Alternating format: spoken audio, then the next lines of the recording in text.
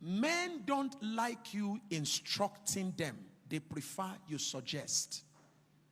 So learn suggesting, not instructing. Suggesting is feminine. Instructing is masculine. You misrepresent yourself when you are instructing a man instead of suggesting to a man. You are already making him believe that when he marries you, he will not have a voice in the family. I'm telling you why guys walk away quietly. Don't ever dominate the conversation. It's a reflection of a controlling person. Even though you are not, it communicates a wrong side. Are you getting what I'm saying here? So please get this right. We are not saying that when you talk, because you're a free person, you like talking, you like to have your final say. We're not saying that you're a bad person.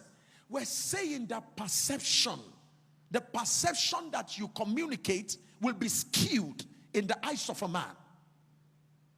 Because whether you like it or not, by design, men always want to make sure that they have the final say. It is just a feeling in a man. It's something that makes a man feel he's a man. Now, can you influence a man without instructing a man? Women, talk to me. Is it possible? Absolutely yes. The wisest of women use influence. They don't use instruction. Are you aware that you can make a man take a decision that is yours? Sweetheart, I'm just thinking that, listen, we say speak, make it personal so that it can be important. Write that down. When talking to a man, make it personal so that it can be important.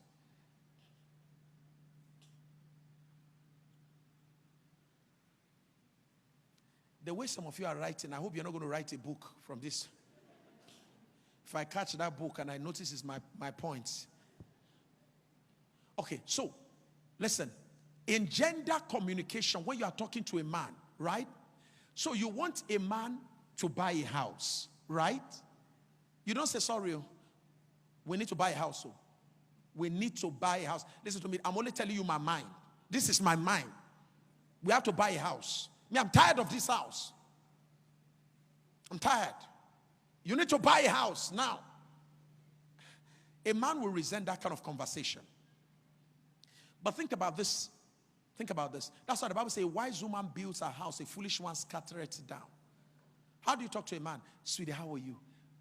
Say, listen, you know, I see that your God is really blessing your work and all of that. And don't you think you need more space, like your library, you need more space for your work? And if he's a pastor, I think you need a private place for prayer. Is that okay? Because I see that God is taking you to a higher ground. Listen, in gender communication with a man, when you speak the language of competition, significance, relevance, achievement, you get a man. So that I think it would be very wise. You need more space. And I think by the grace of God, if we're doing something like that, it will also be wise. That will be able to also help me to get a small kitchen where I can do much. There are so many things I want to do for you. Can you see how you are making the conversation more personal, right? That is how to talk to a man. And the man will take a decision to build a house without making it look, and without you making him feel you told him to build a house.